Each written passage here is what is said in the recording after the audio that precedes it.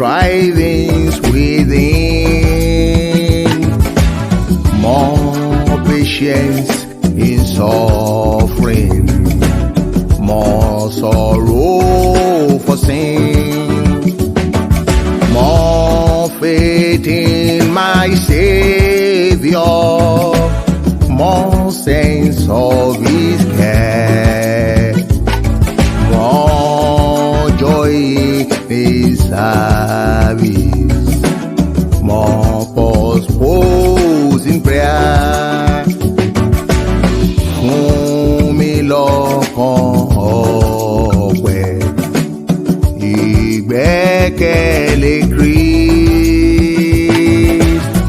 Ìtara fògo rẹ̀, reti lọ́rọ̀ rẹ̀, Ẹkún fún ìyá rẹ̀, kẹdùn pẹlu rẹ̀,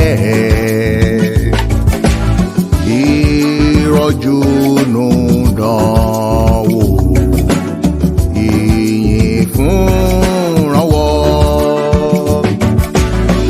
More gratitude give me, more trust in the Lord, more pride in His glory, more hope in His word, more tears for His sorrows, more pain at His grief, more meekness in trial, more praise for relief.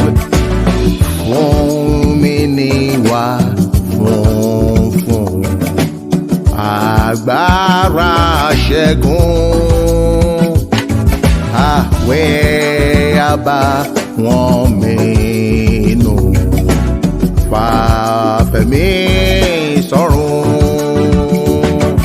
mú mi yẹ jọba rẹ̀, kí n wúlò fún ọ,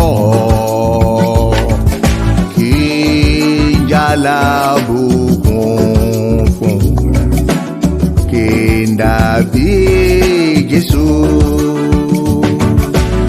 More purity give me, more strength to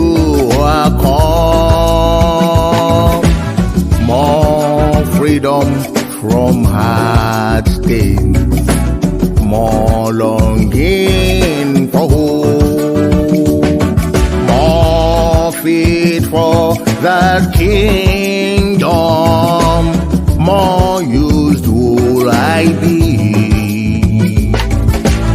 more blessed and holy.